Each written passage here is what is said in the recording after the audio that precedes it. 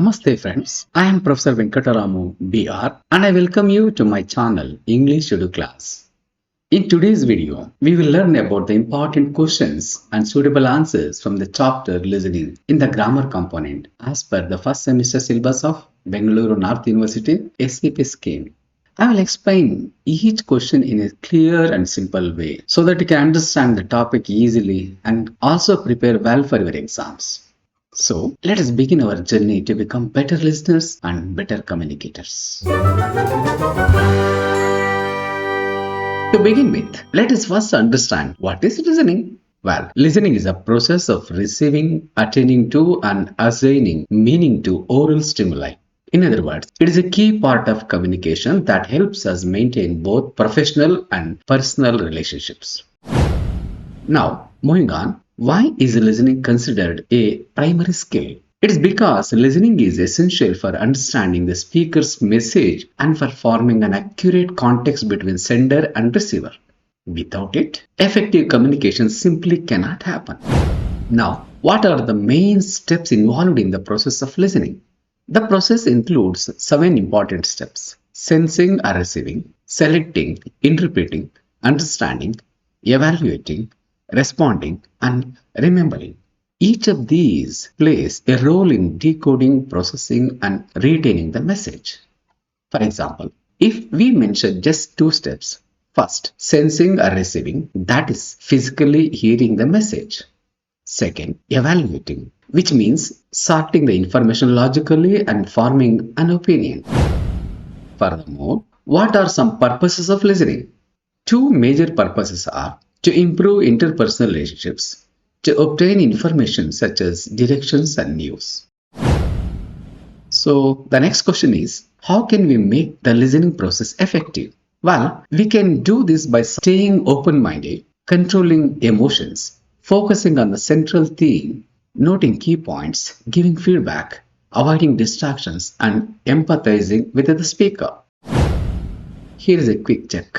In effective listening, the speaker and listener should be open-minded. True or false? The answer is true.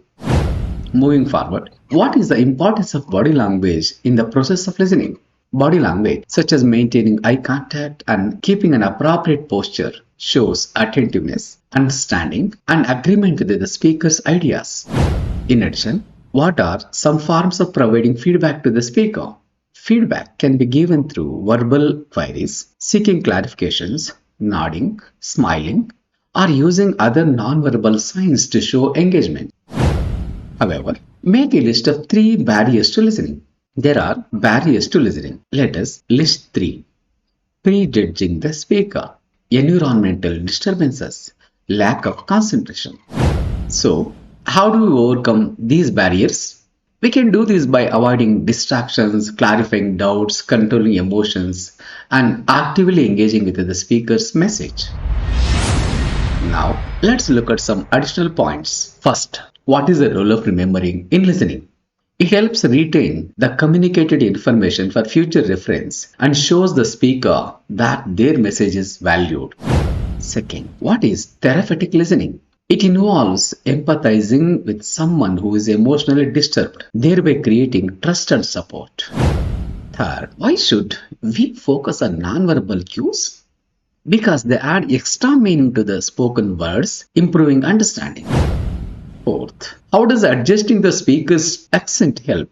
It allows us to follow their message accurately, even with unfamiliar pronunciation or stress patterns. Finally, what does listening between the lines mean? It means using the time gap between the speaking and thinking speeds to mentally summarize and catch implied meanings.